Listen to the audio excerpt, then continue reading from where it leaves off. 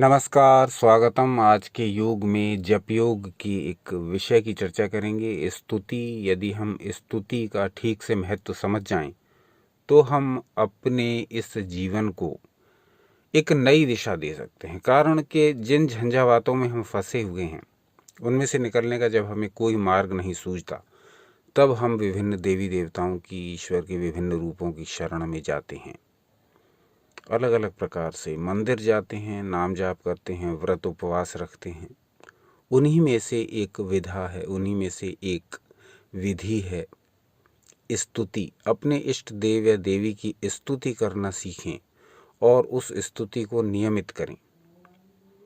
जब आप अपने इष्ट देव या देवी का गुणगान करने लगते हैं, तब उनकी कृपा आपको शीघ्र ही प्राप्त होती है। आप नाम जाप करते रहें, आप व्रत उपवास करते रहें, आप मंदिर जाते रहें, आप विभिन्न प्रकार के आयोजन करते रहें, लेकिन साथ साथ अपने इष्ट देव या देवी की यदि आपने गुणानुवाद प्रारंभ कर दिया, उनके गुणों को बोलना प्रारंभ कर दिया, उनके गुणों का मनन करना प्रारंभ कर दिया, उनकी स्तुति करनी प्रारंभ कर दी, तो निश्चित रूप से उनकी कृपा आपको अतिशीघ्र प्राप्त होगी। जप योग का विषय बड़ा विस्तृत है, आप कहेंगे तो इस विषय में विस्तृत वीडियोस आपके समक्ष प्रस्तुत करेंगे। आज भी कुछ उदाहरणों से हम आपके सामने स्तुति के महत्व की चर्चा करेंगे। स्तुति को आप ऐसे समझिए कि सांसारिक जीवन में भी जब हम किसी व्यक्ति की प्रशंसा करते हैं, तो उसे कितनी प्रसन्नता होती है। अपने अनुभव से ही देखिए, अपने आसपास के जीवन से ही देखिए, इस संसार को ही देखिए कि जब हम किसी व्यक्ति की स्तुति करते हैं, अर्थात प्रशंसा करते हैं, अथवा जिसे लोकल भाषा में कहा जाए तो तारीफ करते हैं, तो उस प्रशंसा से वो व्यक्ति इतना प्रसन्न हो जाता है, उसे आंतरिक प्रसन्नता प्राप्त होती है। हाँ, मेरी इस विशेषता पर ये व्यक्ति मेरी स्तुति यानी प्रशंसा कर रहा है, तो उसको बड़ी प्रसन्नता का अनुभव होता है, आंतरिक प्रसन्नता का अनुभव होता है। तो कहा गया कि जब सांसारिक जीवन में भी व्यक्ति प्रशंसा चाहता है, तो आध्यात्मिक जीवन में भी हमको इस प्रशंसा या स्तुति का उपयोग करना चाहिए। कैसे? जो भी हमारे इष्ट देव हैं या देवी हैं, हम ढूंढ ढूंढ करके उनके स्तुति, उनके स्तोत्र पाठ, उनके शतनाम, उनके सहस्त्रनाम, उनके चालीसा, उनके भजन ढूंढ ढूंढ करके एकत्रित करें। ये इंटरनेट का ज़माना है, कुछ भी इम्पॉसिबल नहीं है। जो भी आपके इष्ट देव या देवी हैं, इंटरनेट पर सर्च करिए कि उनकी स्तुति करने के लिए कौन कौन से छंद, कौन कौन से दोहे, कौन कौन सी चालीसा, कौन कौन से शतनाम, अष्टोत्तर शतनाम, सहस्त्रनाम, भजन आदि कहे गए हैं। जहाँ जहाँ उनकी प्रशंसा है, वो सारे स्तोत्रों को, उन सारी स्तुतियों को आप इकट्ठा करिए, चाहे नोटबुक में नोट करके रखिए, चाहे पुस्तकें खरीद लीजिए, किसी भी माध्यम से, चाहे मोबाइल में डाउनलोड करिए, किसी भी माध्यम से आप अपने इष्ट देव या देवी जो भी आपके हैं, जिनको आप नित्य स्मरण करते हैं, जिनको आप अत्यधिक मानते हैं, जिनकी आप उपासना करते हैं, उन इष्ट देव या देवी से संबंधित जितने भी आपको उनके गुणों से संबंधित, उनकी प्रशंसा से संबंधित जितनी भी स्तुतियाँ मिलें, जितने भी स्तोत्र मिलें, उन सबको इकट्ठा कर लें और उनमें से जो सबसे अधिक आपको प्रिय लगे उसका नियमित पाठ प्रारंभ करें। इस स्तुति वाचन से विश्वास मानिए कि आपको अपने इष्ट देव या देवी की कृपा अतिशीघ्र प्राप्त होने लगेगी। बहुत सारे साधन हैं अपने इष्ट को प्रसन्न करने के लिए। मुद्रा लगाना, मंदिर जाना, उनका व्रत या उपवास रखना उनके विशेष दिन पर, उनके नाम का जप करना, उनके मंत्र का जप करना, बहुत सारे साधन हैं। इन सब साधनों को करते हुए भी यदि आप एक और साधन इसमें जोड़ लेंगे और वो है अपने इष्ट देव या देवी की स्तुति करना, तो निश्चित मानिए कि आपको इसका प्रभाव कुछ ही दिनों के भीतर देखने को मिलेगा। स्तुति के विषय में, देवताओं की, देवियों की प्रसन्नता के विषय में बहुत कुछ कहा गया शास्त्रों में, किस प्रकार से हम उनको प्रसन्न कर सकते हैं। स्तुति भी उनमें से एक है। तो प्रारंभ कर दीजिए अपने इष्ट देव या देवी की स्तुति को, और इसका परिणाम कुछ ही दिनों में आपको प्रभावशाली रूप से अपने जीवन में परिवर्तन के रूप में, सुखद परिवर्तनों के रूप में दिखाई देगा। अब कुछ श्लोकों को हम लेते हैं अपनी बात को प्रमाण देने के लिए।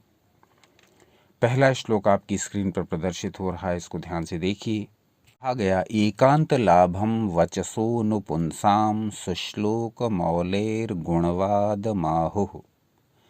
अर्थात वाणी के होने का सर्वोत्तम लाभ ईश्वर के विभिन्न रूपों का गुणानुवाद करना है। ये जो वाणी हमको मिली है, जिससे दिन भर हम कुछ ना कुछ बोलते रहते हैं, ये इसका एक उपयोग है इस संसार में। लेकिन इसका सर्वोत्तम उपयोग क्या कहा गया शास्त्रों में? इसका सर्वोत्तम उपयोग है कि हम इस वाणी से, इस बोली से, इस जिह्वा से ईश्वर के गुणों का कीर्तन करें, उनकी प्रशंसा करें, उनकी स्तुति करें।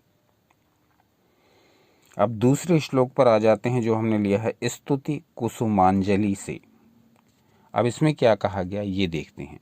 इसमें कहा गया, यथाल्पमप्यौषधमुन्मदं गदं यथामृतं स्तोकमपि खयाद्भयं ध्रुवं तथैवाणुरपि स्तवः प्रभुः क्षणादघं दीर्घमपि व्यपोहति।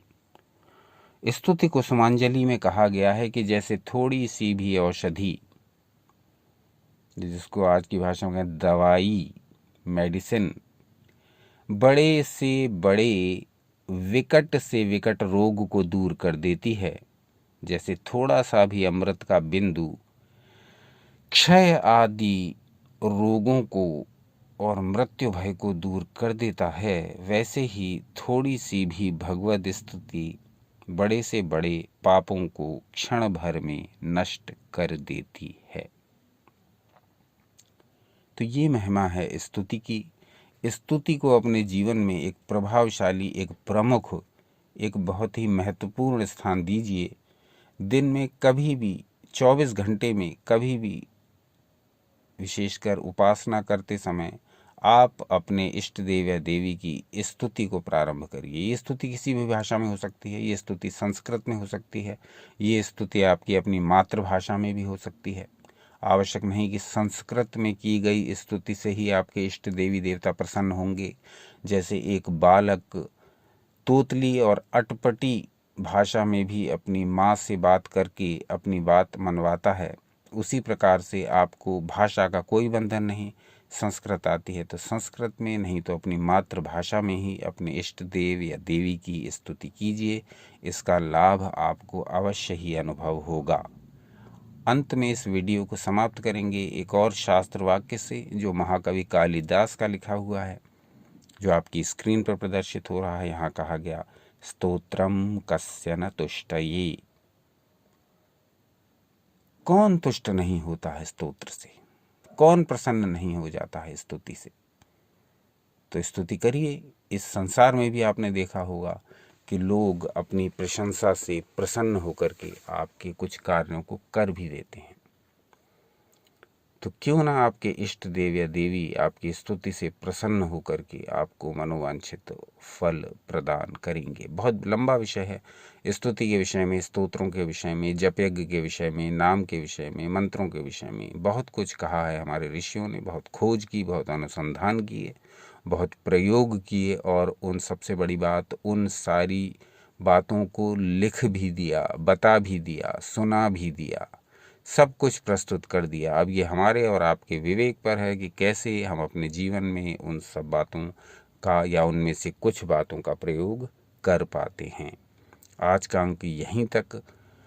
कल हमने सोचा है कि हम उपस्थित होंगे एक अद्भुत विषय को लेकर के, जिसमें त्रिकोण और मानव जीवन के बीच क्या संबंध है, त्रिकोणों के रहस्य को जान करके हम कैसे अपने जीवन को चेंज कर सकते हैं, परिवर्तित कर सकते हैं।